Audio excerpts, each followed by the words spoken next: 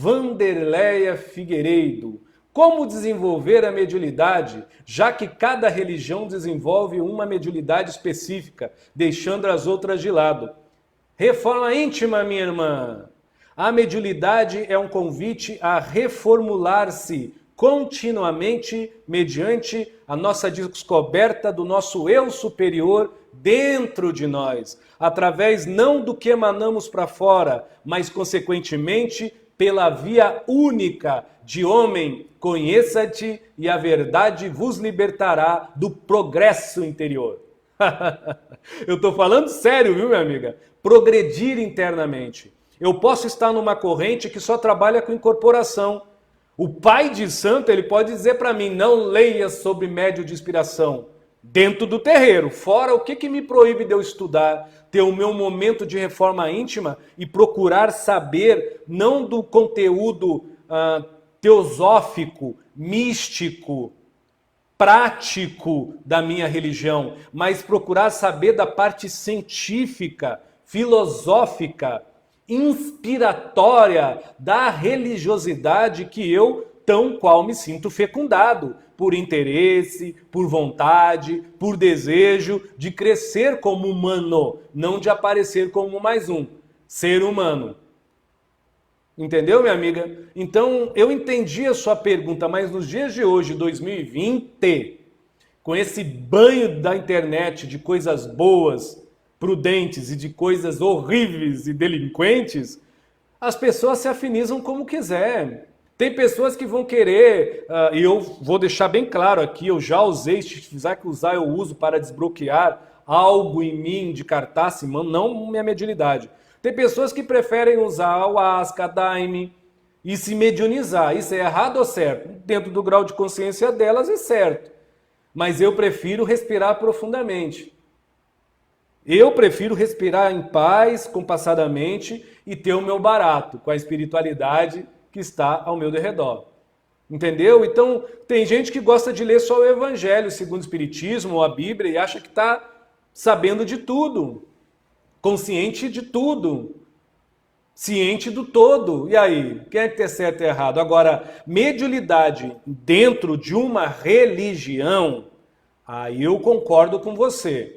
Algumas pessoas que cultuam as religiões, não a religião, as pessoas, elas acabam por carência e por falta de autoconhecimento e por falta de respeito à própria espiritualidade que elas tão preconizam entender e saber, classificar que todo o médium tem que ter os mesmos manifestos porque pertence à mesma religião e cultuam a mesma religiosidade. Esquecendo que todo o médium, além de ser um ego diferente que deve ser amodestado, é uma alma ímpar e um espírito prímax, limpo, que necessita se emanar pela alma através das aptidões medianímicas ou mediúnicas, que nem sempre vai ser incorporar Exu, Caboclo, Preto Velho, Bezerra de Menezes, Dia da Cruz, Traço de Souza, Meimei, Joana de Ângeles. Mas vai ver um espírito, vai ouvir, vai psicografar, vai intuir, vai se inspirar. Mas para isso acontecer, o pai de santo e os dirigentes de casa espiritistas, espiritualistas e esquisitistas também, necessitam ter na prática, além do cargo sacerdotal e de presidente de uma casa, a humildade do estudo contínuo, não só daquilo que ele se credibiliza e se acredita, mas daquilo que a espiritualidade credibiliza e acredita na casa, que tão qual como qualquer um ser ordinário, não no sentido de pouca coisa, mas no sentido de mais um, se faz. Como um dirigente, cheios de responsabilidades e a principal, dar exemplo de caráter, moral, conduta, princípios, viu, e integridade. Então, uma pessoa que tem uma responsabilidade com uma casa de religião, principalmente as que desenvolvem mediunidade, ela precisa, por lógica filoespiritual, doutrinária, moral, o nome que queiram chamar, estudar outras mediunidades para que os médiuns com essas mediunidades não se sintam o que está acontecendo, acuados, abandonados ou, quando não, constrangidos e coagidos aos mesmos mistificarem, porque as pessoas enfiam na cabeça de alguns médiuns que aquele tremor que ele está sentindo é o mentor que está no lado. Que aquela vontade de gritar, aquela cartaça é um Exu forte e poderoso. Pelo amor de Deus, Jesus. Ou quando não, é um médium de psicometria sentindo, né, vendo as coisas e as pessoas, para não perder a corrente mediúnica só nesse tom, e ele não sentir muitas das vezes sozinho no cargo que exerce ou mediante a frente do agrupamento que guia, se eu lá posso dizer assim, ele precisa que muitos incorporem para, de alguma forma, necessitar dos préstimos dele, que incorpora. Porém, no médium, dirigente de uma casa, presidente, o nome que queiram dar, que há realmente a incorporação de um guia, de um mentor, de um protetor, de um amigo espiritual, é uma coisa que eu sempre digo, Vanderleia, o Edson deve estar pagando muito os seus pecados, porque, menina, o que eu sou chamado a atenção, o que os mentores me obsedeiam, não é brinquedo. Não é brinquedo mesmo. Eu saio da linha, eles nunca mandaram em minha vida. Agora, se eu vou fazer um trabalho espiritual e eu saio da linha, o da nossa proposta é instantâneo, não é amanhã, é na hora. Na frente de todo mundo eles falam, ou senão eles chamam alguém, eu incorporado e diz, diz pro seu Edson que ele está errado. Quantas vezes aconteceu isso? Muitas. Irá acontecer, porque eu sou falho, mas estou tentando. Um exemplo, quando eu tinha um terreiro lá em Porto Alegre, Pai Benedito, eu nunca tive médios na minha corrente. Eu, Edson, como pai de santo, abre aspas e fecha aspas. Médio comum, como eu sou, há 26 anos, tá? Estou com 45, vou fazer. O que acontecia? Um monte de médium espírita e médiums, até evangélicos, iam com o dom do Espírito Santo e mediunidade, porque a gente começou a receber da espiritualidade este mandato a explicar a mediunidade de uma forma além das religiões e além dos arquétipos. Entendeu, minha amiga? Eu estou me atendo muito à tua pergunta porque ela é excelente e ela cria uma lacuna, uma confusão, um sofrimento dentro de muitas pessoas que mistificam, não porque são pessoas ruins, mas porque são pessoas que se sentem com baixa estima filorreligiosa. Porque todo mundo incorpora. E outra coisa também, que eu vou falar agora, tem gente que vai cair matando. Engraçado, o caboclo que chegou batendo 3 palmas, todos os caboclos daquela linha tem que chegar chegando 3 palmas. Abaloaê chega agachado, todo o Abaloaê tem que chegar igualzinho. Mãe Oxum chegou primeiro, todas as Mãe Oxum. Eu fico pensando, eu falo, meu Deus, os orixás eles não têm o que fazer não, é? Os nossos guias, os nossos mentores, será que eles têm essa padronização, eles têm horário? Tem. Mas será que eles precisam disso?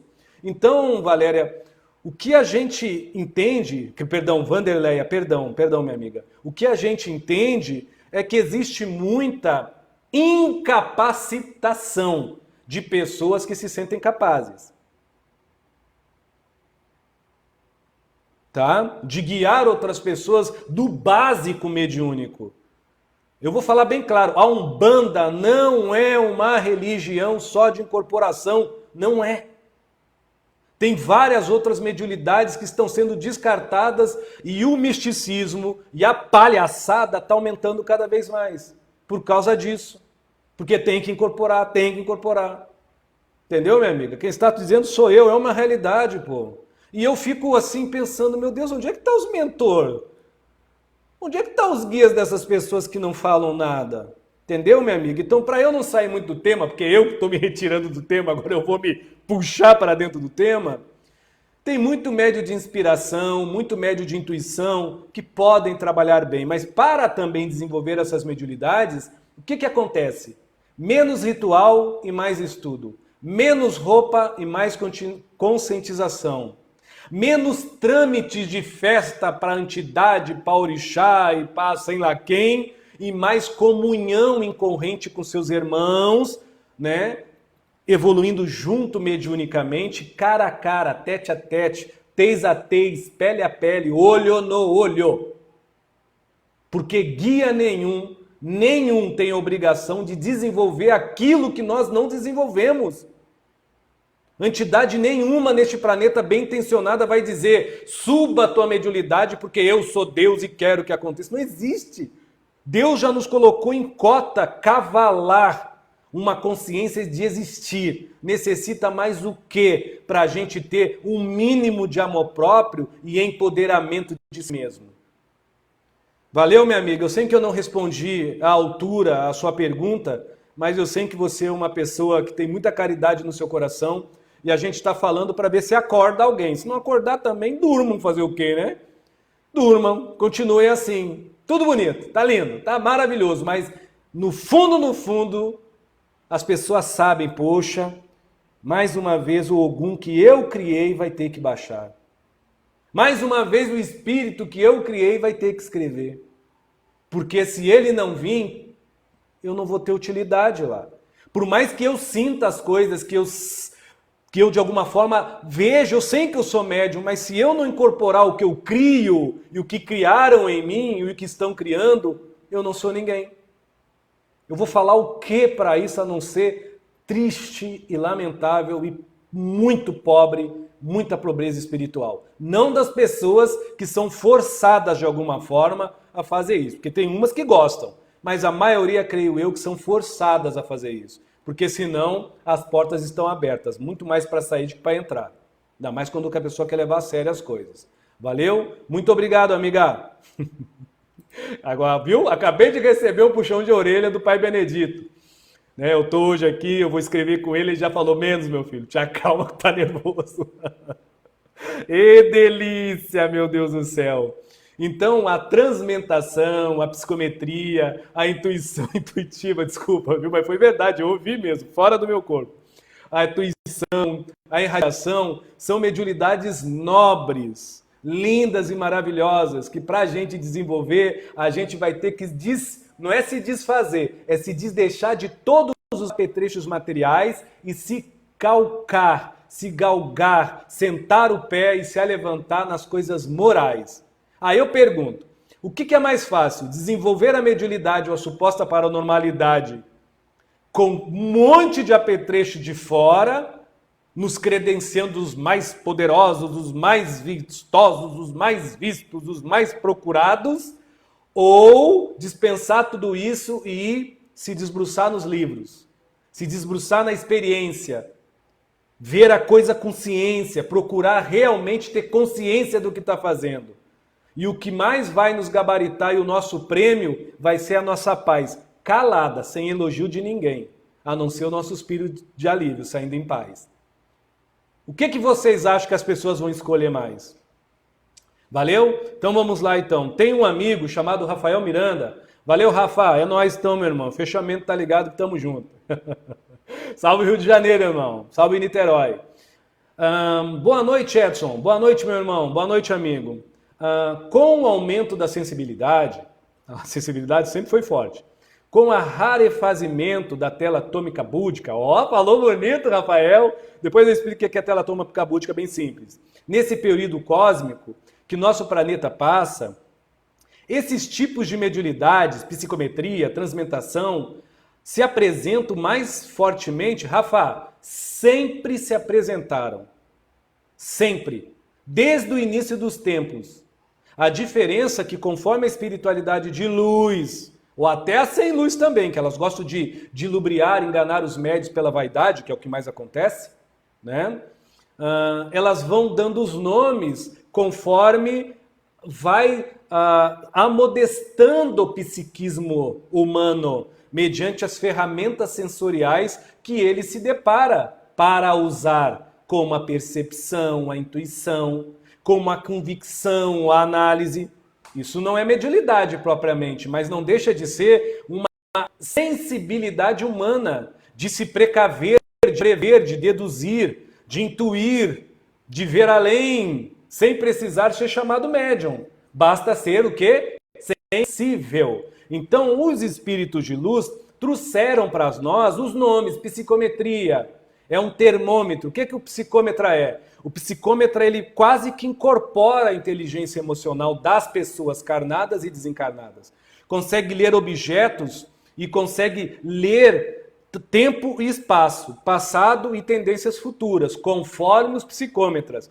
Tem psicômetros que são da visão, tem psicômetros que são... Uma coisa interessante, a psicometria, ela é muito... não é restrita, mas ela é muito afinada aos 5 sentidos ordinários.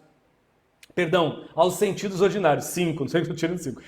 Ordinários, o tato, o olfato, o paladar, a audição, né, e a visão. Entendeu? São muito ligados a isso. Por exemplo, eu, Rafa, eu sou na audição e sou no tato. Eu conheço uma pessoa muito querida por mim, que ela é no olfato. Na verdade, 3 pessoas. Uma até é daí do Rio de Janeiro, é de Teresópolis. Uma é de Manaus e outra mora aqui em minha casa. Ela é da respiração, ela sente pelo cheiro. Tem outras pessoas que são sinestésicas. Elas não precisam tocar, elas entram no ambiente, elas se arrepiam por dentro e já vem um monte de sentimentos e emoções. Esse tipo de mediunidade não adianta acender vela, não adianta tomar banho de descarga, não adianta fazer despacho, não adianta cultuar o orixá para fora. Você tem que conhecer o orixá que lhe reluz por dentro. Você tem que conhecer você por dentro. Então necessita do médium um refinamento moral, ético e de conduta espiritual adequado ao bem que ele segue ou ao mal que ele executa, conforme as polaridades que as pessoas se agremeiam. Ok? O Rafa falou aí da tela atômica búdica. A tela atômica búdica é uma malha invisível ao nosso olho, mas o psicômetro consegue ler, é isso que eu consigo ler, eu vejo cores. Cada um tem uma cor definida. Não é cor aura, não é a cor da aura. É uma tela, por isso que é o nome, tela atômica búdica. Ela é o nosso refletor de energias cósmicas, ela reflete. E ela também é o nosso protetor. Ela não permite que o homem ordinário, no sentido de ser comum, capte muitas energias de outras frequências a não ser a que está na densidade da matéria, tipo terceira dimensão, 3D ou 2D. Porque quando essa tela atômica, que é o que o Rafa falou, está se refinando, e realmente ela está se refinando, ela vai, vamos dizer, falhando a sua proteção. Essa falha de proteção, ela é natural. Por exemplo, Chico Xavier mal tinha essa tela, por isso que ele era Chico Xavier. Um grande paranormal não tem essa tela, se tem é muito pouco, porque ele capta, ele canaliza quase 24 horas por dia.